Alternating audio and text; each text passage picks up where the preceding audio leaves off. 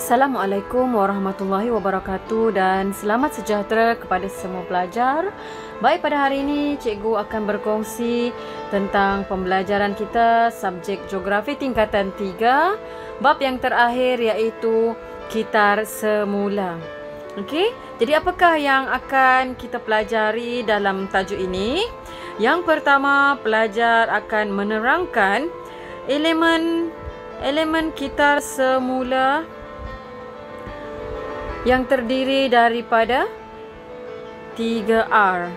Okey, iaitu reduce, reuse dan recycle. Yang kedua, pelajar boleh menghuraikan kepentingan amalan kitar semula. Kemudian pelajar boleh menjelaskan melalui contoh aktiviti kitar semula dan membandingkan amalan kitar semula di negara lain. Kita akan lihat bagaimana amalan kitar semula di negara lain. Baik, ada sedikit pendahuluan. Menurut Perbadanan Pengurusan Sisa Pepejal dan Pembersihan Awam SWCOP 2017, jumlah penghasilan sisa pepejal di Malaysia sekitar 37,000 tan sehari.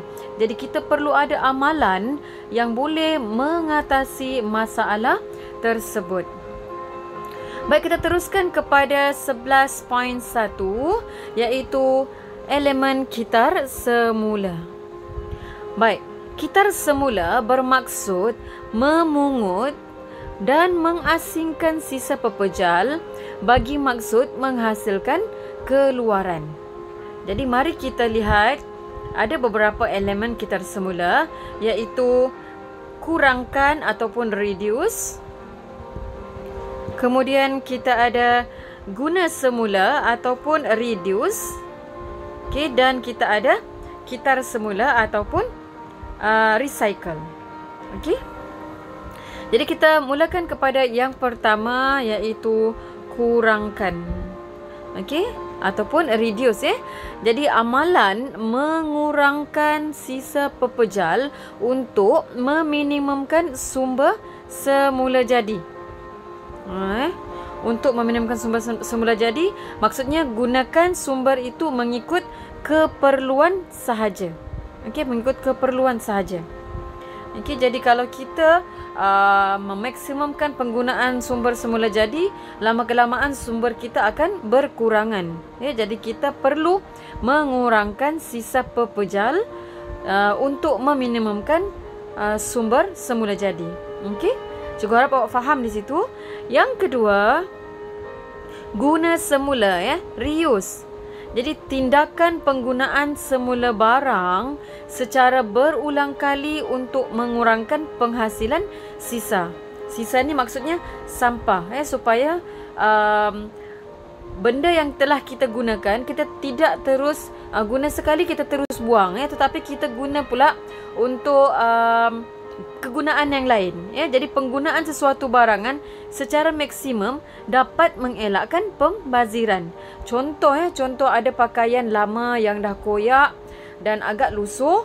Jadi kita janganlah terus buang begitu sahaja, tetapi mungkin kita boleh gunakan kain itu untuk dijadikan sebagai lap meja, sebagai kain buruk di dapur, dan kita boleh basuh berulang kali sehingga benar-benar sudah tidak boleh digunakan lagi, barulah kita buang. Jadi ini akan mengurangkan perbelanjaan kita untuk membeli kain khas untuk dijadikan sebagai kain buruk di dapur. Okey, yang ketiga, kita ada recycle ataupun kitar semula. Okey, jadi amalan ini ialah mengasingkan barangan mengikut jenis untuk menghasilkan produk yang sama jenis ataupun yang baru. Okey, pengasingan mengikut jenis sisa menjimatkan masa dan memudahkan proses kitar semula. Contohnya barangan kaca kita masukkan dalam tong kitar semula kaca. Kalau kertas kita masukkan dalam tong kertas. Okey, kalau plastik kita masukkan dalam tong plastik. Jadi ini akan memudahkan proses mengitar semula dan menjimatkan massa.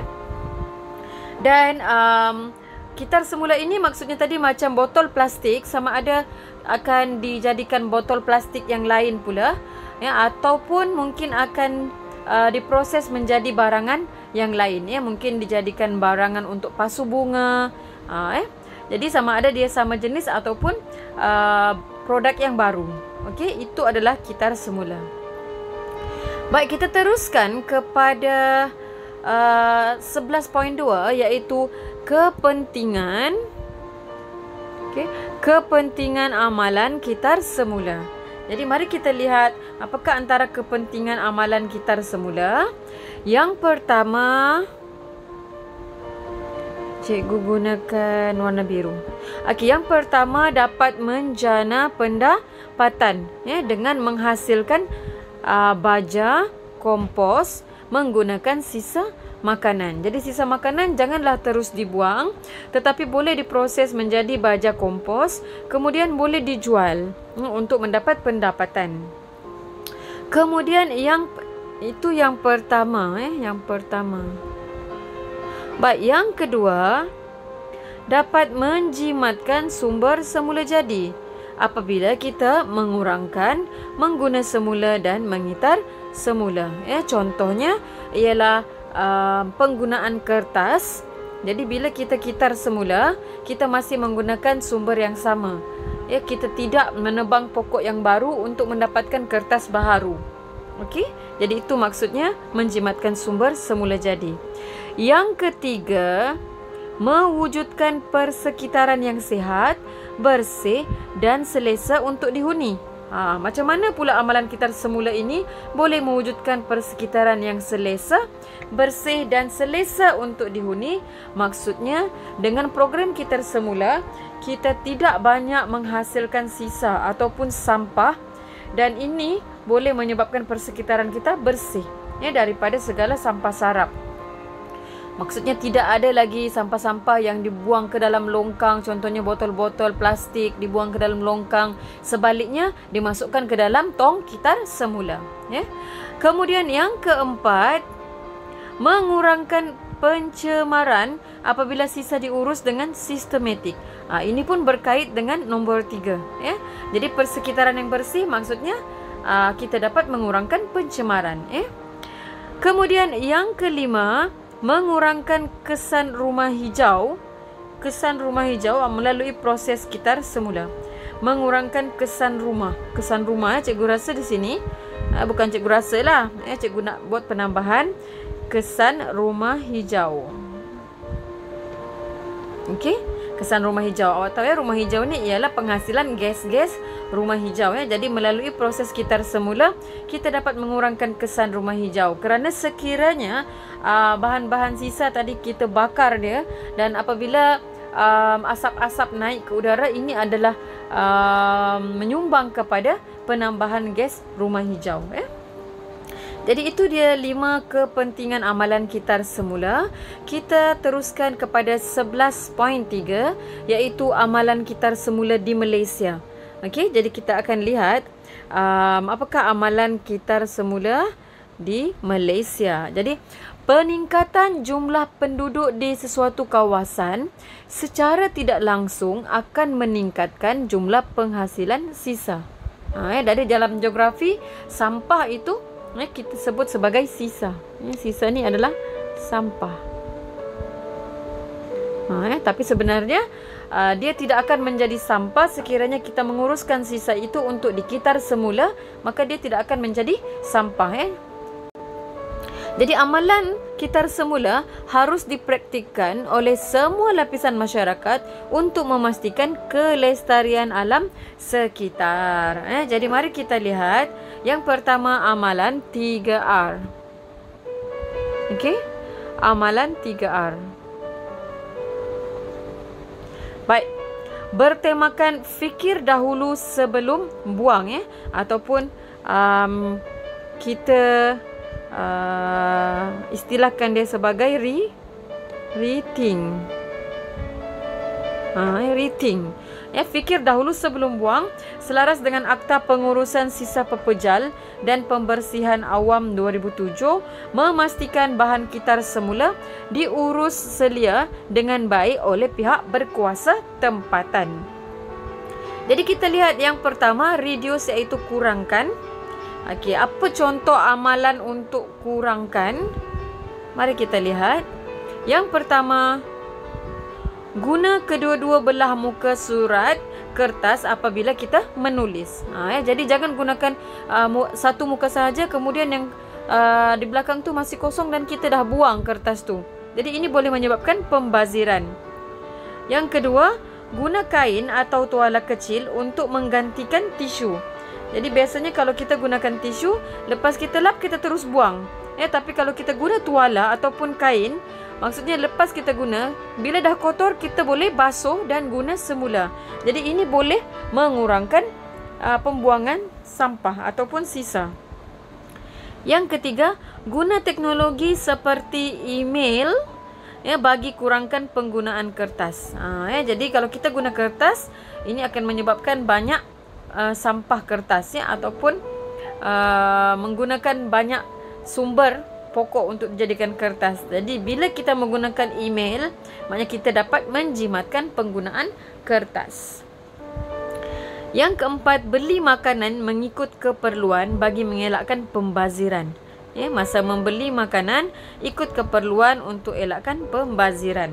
Jadi kadang-kadang ada antara kita yang pergi ke pasar pagi, pergi ke kedai-kedai, pergi ke restoran, dan kemudian kita terfikir untuk membeli banyak jenis makanan, dan akhirnya makanan itu tidak dapat dihabiskan dan terpaksa dibuang. Jadi ini menyebabkan pembaziran. Jadi eloklah sekiranya kita membeli makanan mengikut kepada keperluan kita sahaja.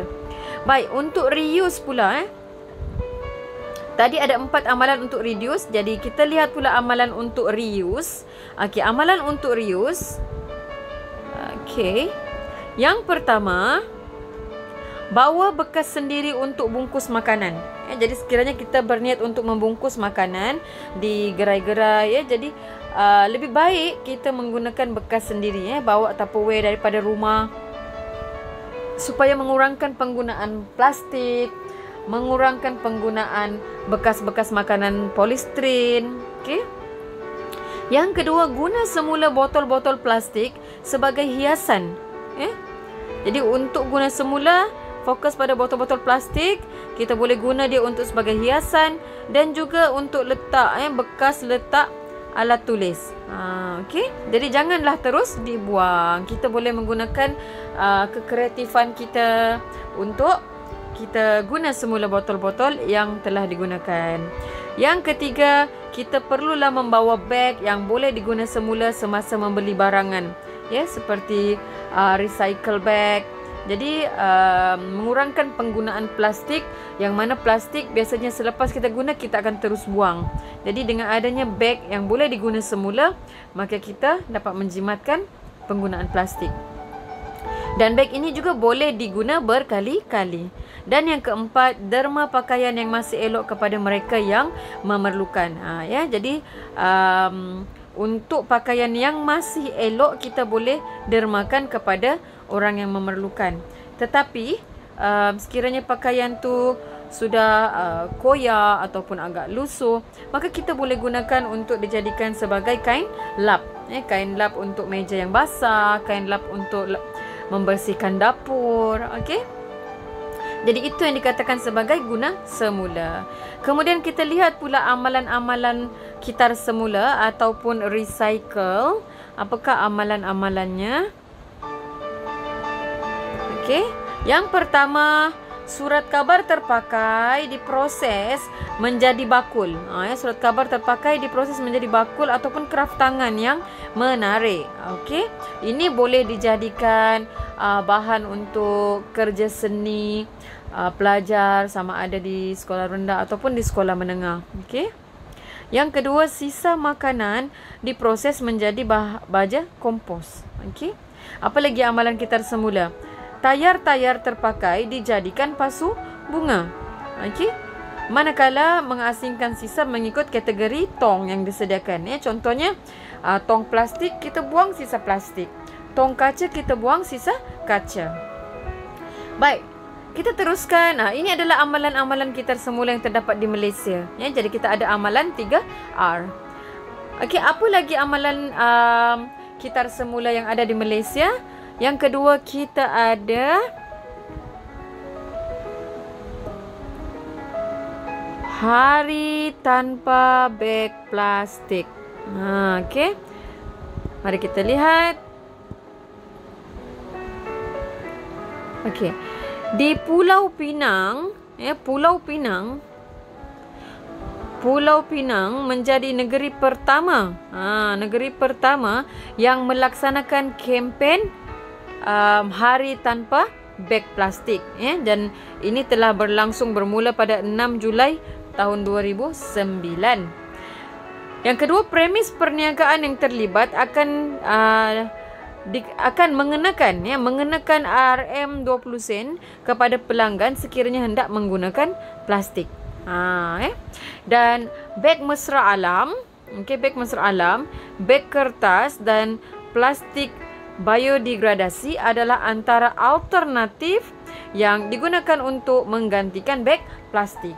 Jadi sebenarnya kempen ini bermula di Pulau Pinang dan sekarang hampir di seluruh Malaysia telah dilaksanakan Hari Beg Tanpa Beg Plastik, iaitu pada hari Sabtu. Okey. Baik, kita teruskan kepada sekarang cikgu rasa bukan sahaja hari Sabtu tapi setiap hari telah dilaksanakan sekiranya ada pelanggan yang ingin menggunakan plastik, maka perlu untuk dikenakan RM20 sen. Baik, seterusnya ialah yang ketiga, pengasingan sisa di punca. Pengasingan sisa di punca. Jadi mari kita lihat.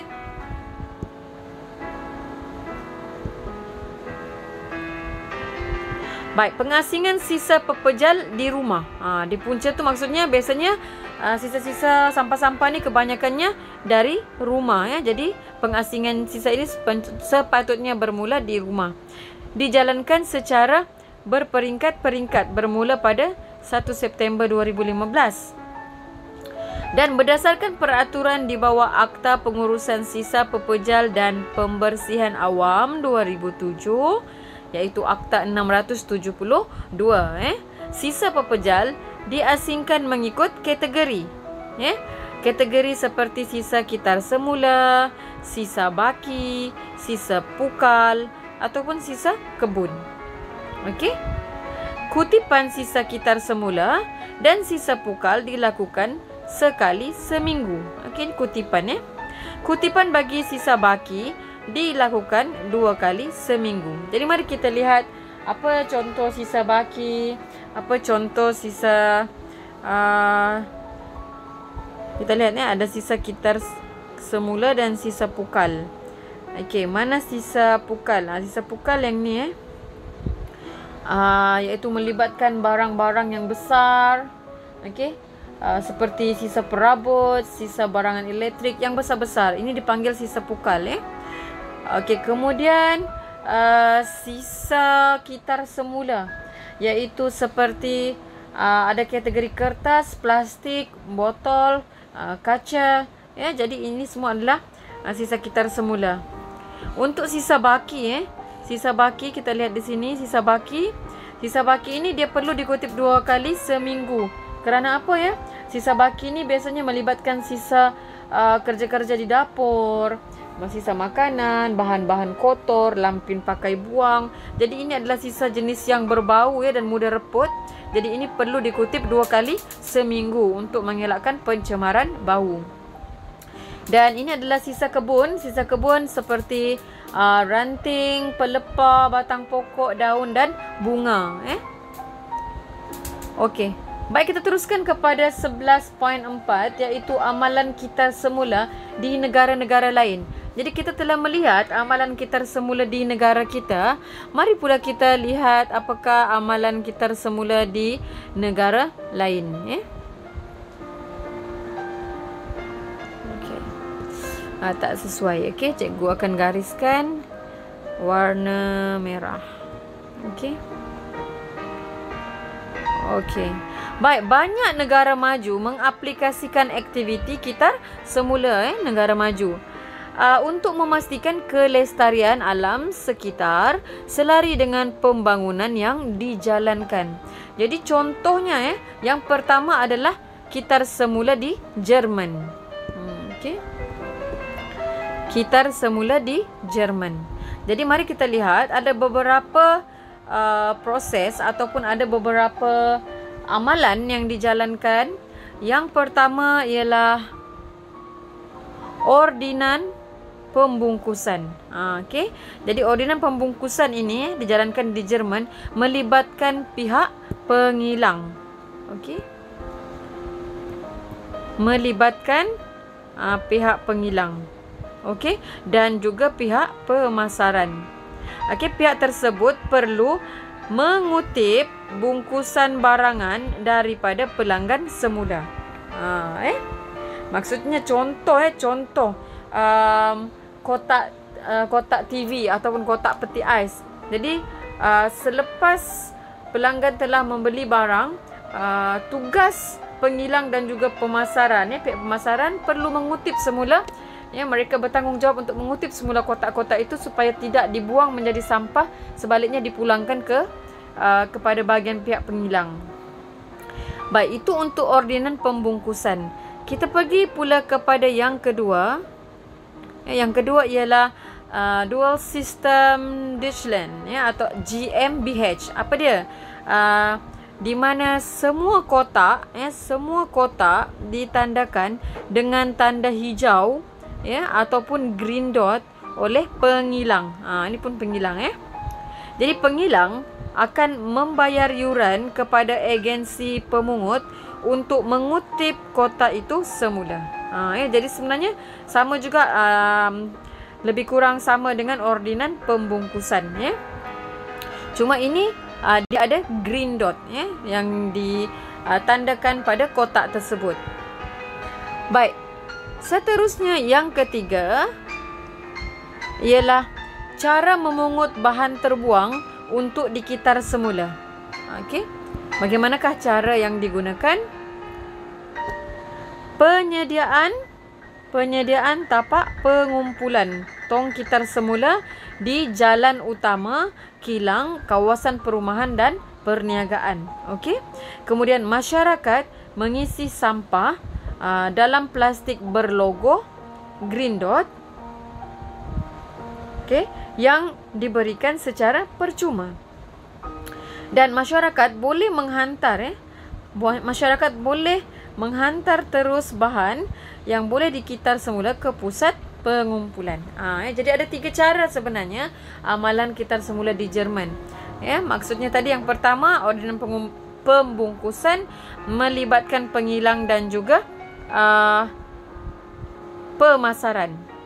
Kemudian untuk Dual System Deutschland GmbH, ada agensi pemungut yang telah dibayar, khas untuk memungut semua kotak yang bertanda green dot. Dan ada lagi cara yang ketiga, ini melibatkan masyarakat sendiri. Masyarakat sendiri boleh menghantar terus bahan untuk kitar semula ini ke tapak pengumpulan. Baik, kita teruskan kepada kitar semula di Denmark pula. Kitar semula di Denmark. Baik, Denmark antara negara yang berjaya dan efisien dalam program kitar semula. Jadi hampir 67% daripada sisa keseluruhan di Denmark telah dikitar semula. 28% pula dilupuskan menggunakan incinerator dan hanya 5% sahaja yang dikembalikan ke tapak pelupusan sampah. Jadi sangat sedikit, hanya 5% ke tapak pelupusan sampah. 28% dilupuskan menggunakan incinerator.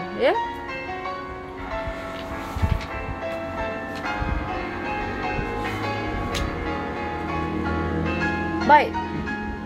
Mari kita lihat amalan kitar semula di Denmark. Okey. Amalan kitar semula di Denmark. Okey. Jadi jika cikgu boleh nomborkan di sini. Okey. Cikgu gunakan warna yang agak terang lah. Okey.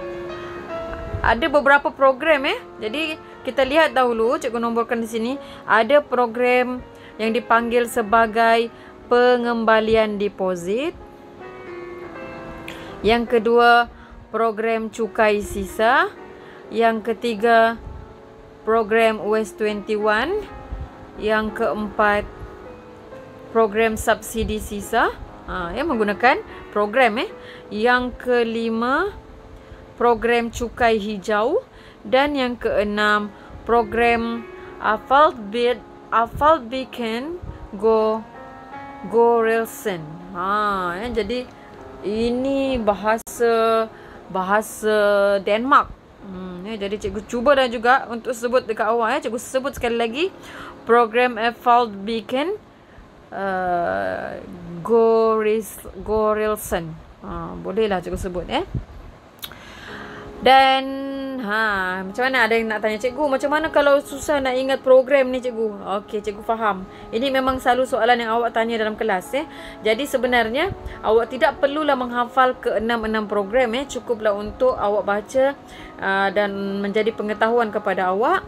Jadi kalau awak ingin mengingat pelajar ingin mengingat ataupun menghafal program-program kitar semula di Denmark, awak boleh menghafal maksimum 3.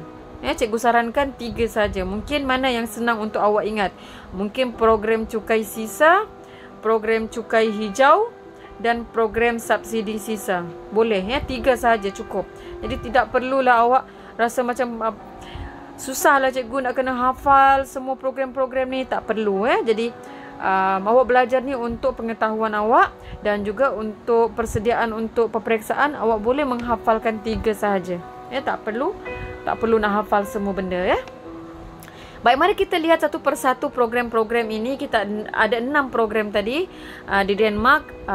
Bagaimana kaedah-kaedah program tersebut. Jadi kita mulakan dengan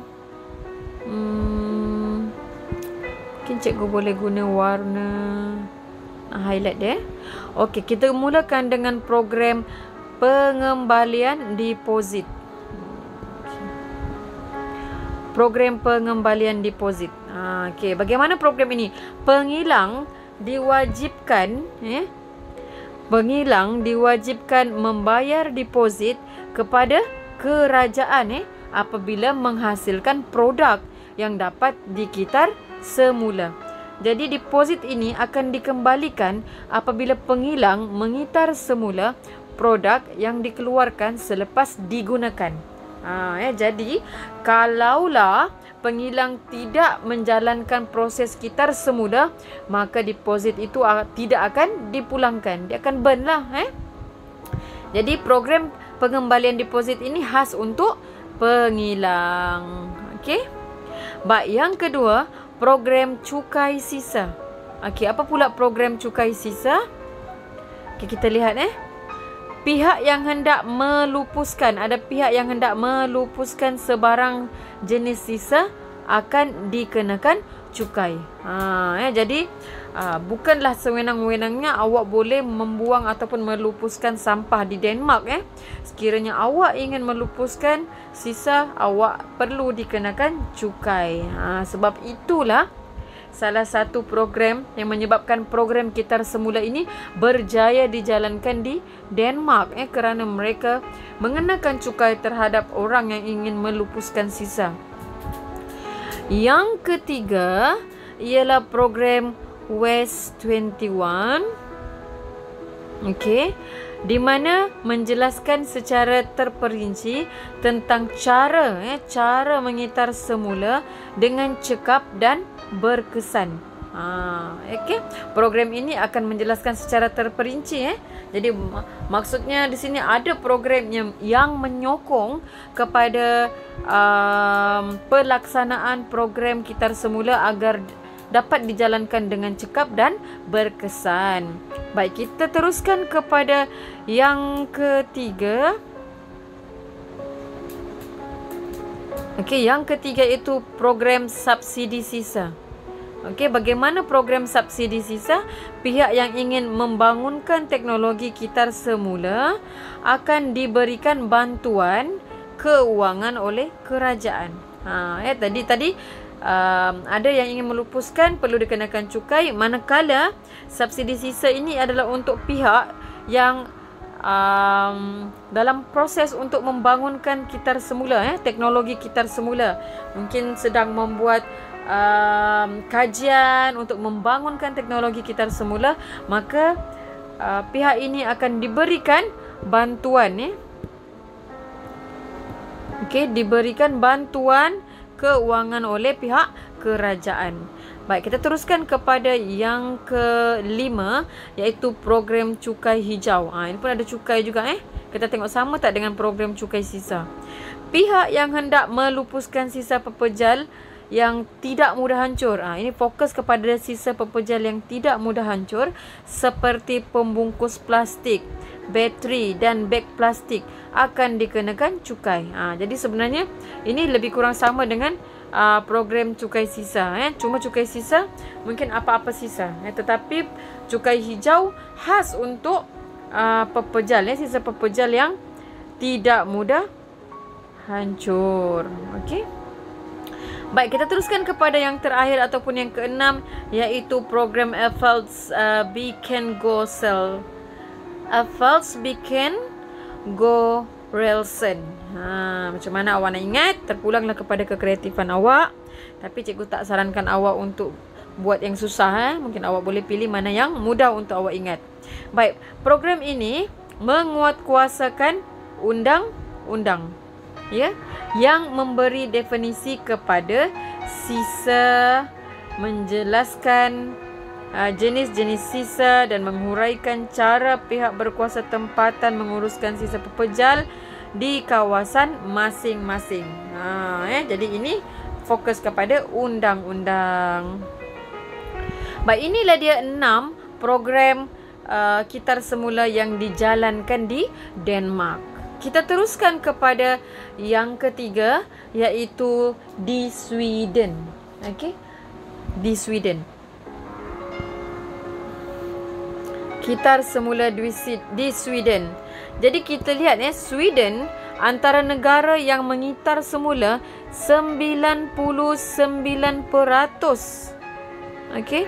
99% sisa buangan domestiknya. Jadi hanya 1% sahaja sisa yang berakhir di pusat pelupusan sampah.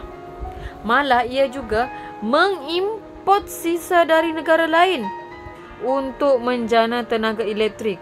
Oleh itu Sweden menjadi contoh terbaik yang harus diikuti oleh negara-negara lain. Jadi sampah ataupun sisa yang dihasilkan ini sebenarnya menjadi satu aset kepada Sweden.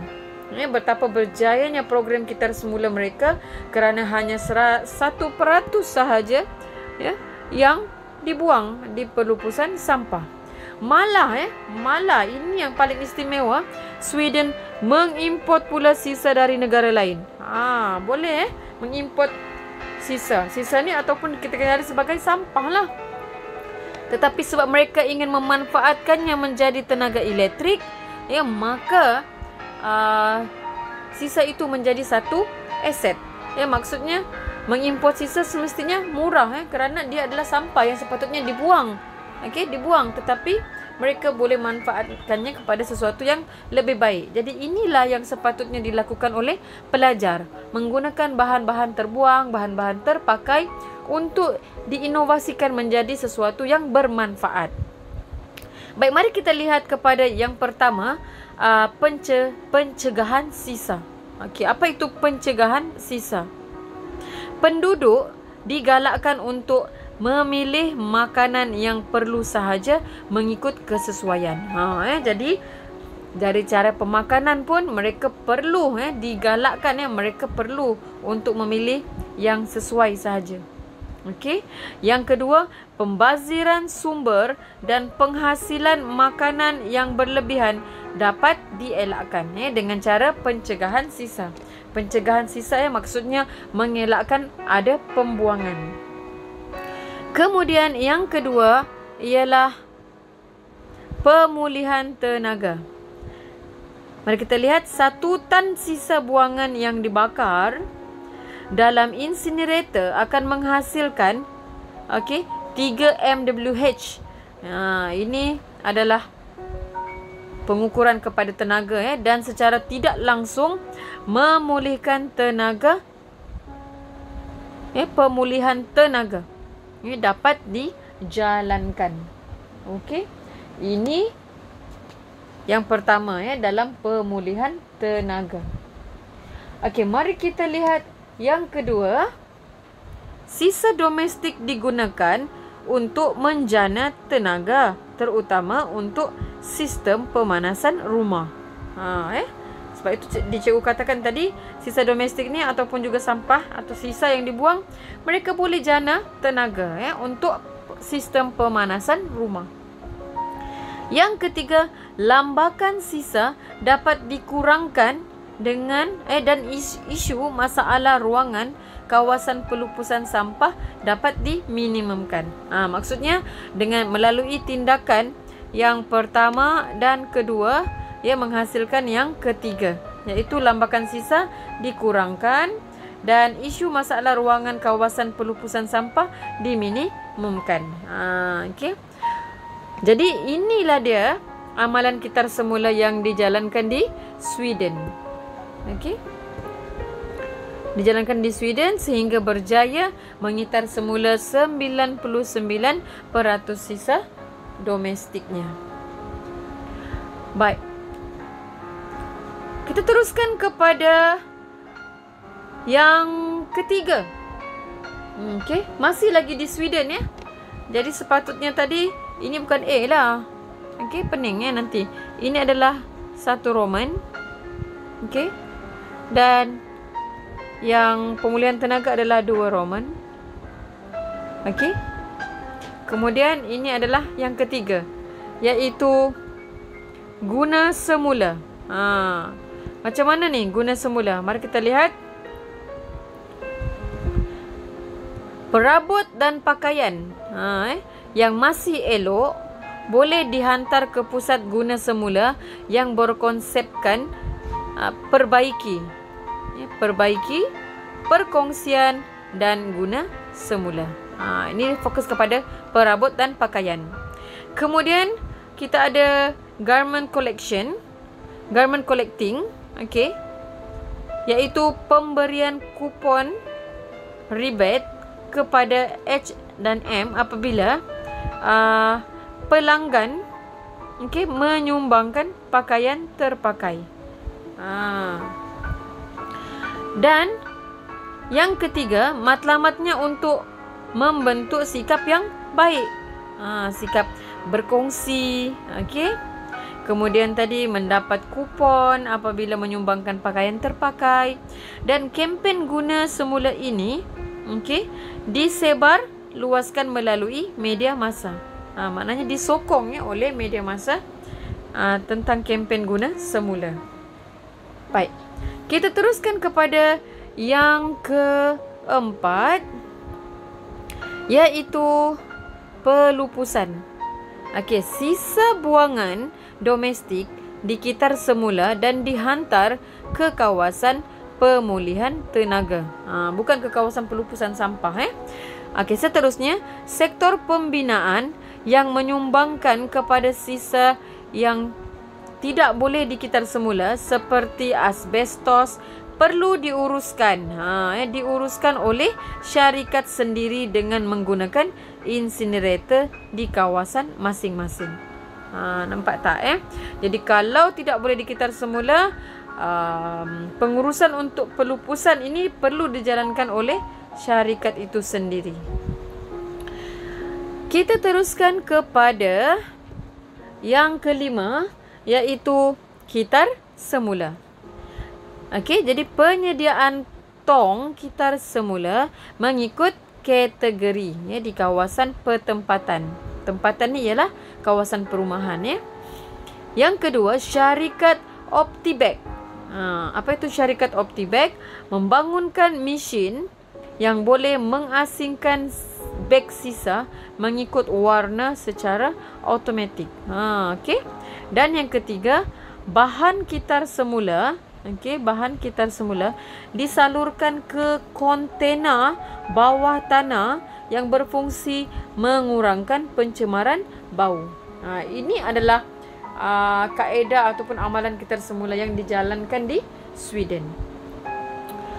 Seterusnya, bagaimana pula kitar semula di Taiwan? Baik, ini adalah negara yang terakhir yang kita akan lihat kaedah kitar semula yang dijalankan. Okey.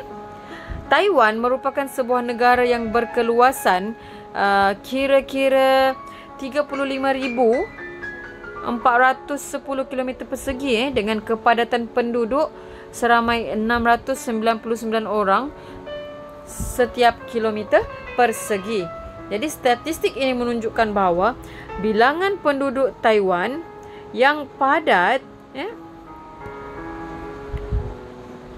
akan menerima kesan negatif jika sisa buangan tidak diurus dengan baik dan sistematik. Oleh itu, negara Taiwan amat menggalakkan aktiviti kitar semula. Baik, mari kita lihat aktiviti kitar semula yang dijalankan di Taiwan. Baik, yang pertama, Akta Pelupusan Sisa. Jadi, Taiwan mewajibkan pengilang dan pengimport bertanggungjawab ke atas produk yang dihasilkan. Jadi bukanlah peranan kerajaan semata-mata, melainkan peranan pengilang dan pengimport. Yang kedua, kempen kitar semula. Okey. Program ini dijalankan oleh Agensi Perlindungan Alam Sekitar atau Taiwan Environmental Protection Administration, EPA. Ini adalah untuk menjalankan kempen kitar semula. Seterusnya, yang ketiga ialah program panduan kitar semula. Okey. Program ini menerangkan cara pengurusan sisa pepejal termasuk kaedah menyimpan, panduan kitar semula, mengumpul dan memproses. Jadi sekiranya sesiapa yang ingin menjalankan kitar semula, ada garis panduan yang telah diberikan.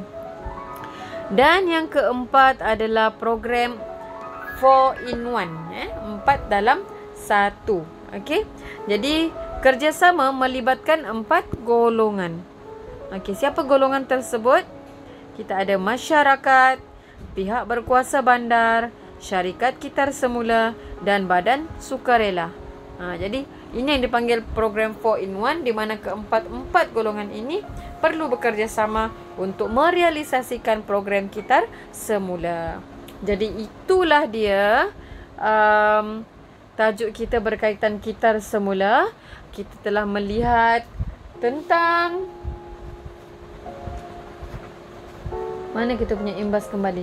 Kita telah melihat tentang definisi kitar semula, kemudian apakah kepentingan kitar semula, kemudian kita telah melihat amalan kitar semula di Malaysia yang melibatkan 3R.